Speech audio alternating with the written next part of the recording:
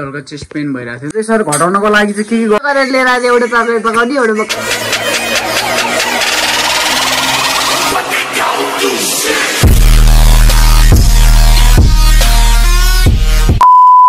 hello everyone welcome back to my channel I hope तपाईँहरू सन्चै आरामै हुनुहुन्छ होला म पनि सन्चै आरामै छु म चाहिँ भर्खरै उठेर अब कामतिर जानु लाग्यो साथीहरू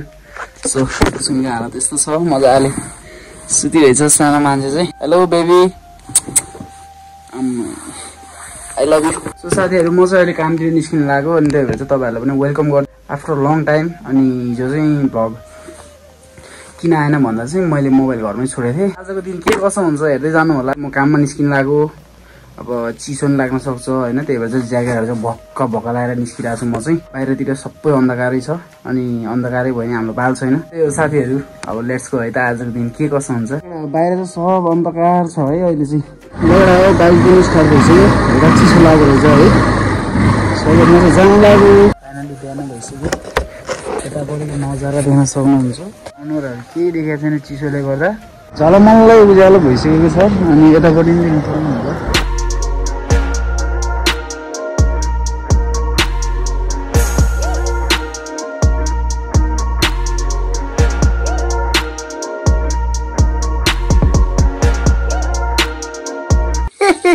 घरमा आएर पनि भर्खरै पाइला टेकेको हेलमेटहरू यता खोलेर राखेको छु म चाहिँ यता छु साथीहरू सो मेरो बुढीले चाहिँ यतापट्टि टक्क पाएर दाल चाहिँ यस्तोमा झार्न लगाइरहेछन् है कसरी पकाउँछौँ भात दाल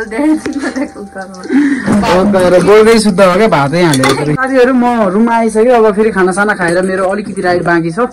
त्यो चाहिँ म खानासाना खाएर हान्नेछु ल है साथीहरू ल्याम लुम झ्याम झुम खाइयो खाना पनि खाइयो यता चाहिँ मेरो है प्यारी स्विट हार्ट चाहिँ म चाहिँ यतापट्टि छु अनि यति आनन्द यति सुकुन मिलिरहेको छ नि साथीहरू अहिले खानासाना खाइसकेपछि चाहिँ यति इनर्जी आएको छ नि बिहान 5 बजी निस्किएदेखि चाहिँ अहिले नै आएर हो पानी पनि खाएको थिएन एकदम भोक लागिरहेको फेरि एकछिन अब आधी घन्टा जति रेस्ट गर्नुपर्ने हुन्छ त्यसपछि अलिकति काम बाँकी छ त्यो भएर आएर चाहिँ कहाँ जाँदैछौँ भने आज हामी हस्पिटल जाँदैछौँ हाम्रो चाहिँ आजकल चाहिँ हस्पिटल चाहिँ अस्ति सुस्मीलाई आज मलाई फेरि अब आइतबार फेरि सुस्मीलाई हेर साथीहरू शनिबार आइतबार फेरि त्यस्तै भइरहेछ साथीहरू अब जानु पर्यो आफ्नो हेल्थको केयर गर्नु पर्यो यस्तै चलिरहेछ साथीहरू होइन त अब ट्याक्क लगाएर बेलुका हो 7:30 बजीतिर जानु छ हस्पिटल चाहिँ अब त्यस्तो साह्रो अब रातिको बेलामा अब भ्लगहरू त खासै हुँदैन होला तै पनि सकेसम्म देखाउँछौँ के कसो हुन्छ हस्पिटलमा के कसो आउँछ रिपोर्टहरू होइन सो त्यही हो अब एकछिन रेस्ट गर्छु अनि निस्किन्छु साथीहरू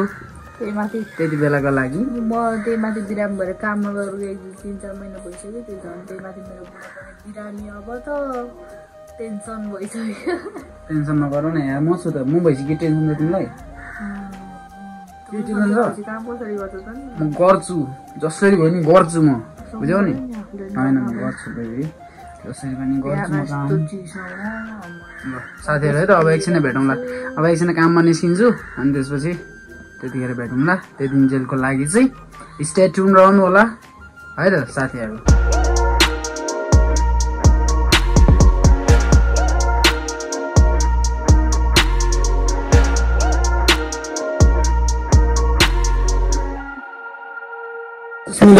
खानाहरू बनाउँदैछ देख्न सकिन्छ यता हुनुहुन्छ मेरो स्विट हट अनि म चाहिँ यतापट्टि छु म चाहिँ आज करेलाको तरकारी पाकिरहेको छ घरमा चाहिँ करेलाको तरकारी पाकिरहेको छ किनभने चाहिँ हामी अघि भर्खर हस्पिटल गएको थियौँ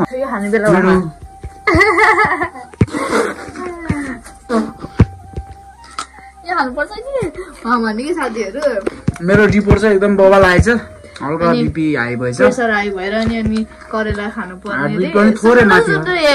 दुईटा करेला लिएर आउनु भएछ एउटा ठुलो एउटा सानो अनि एउटा चाहिँ तरकारी खाँदै एउटा चाहिँ काँचै खाँदिँदै यत्रो पिसेको खानालाई तितो भएर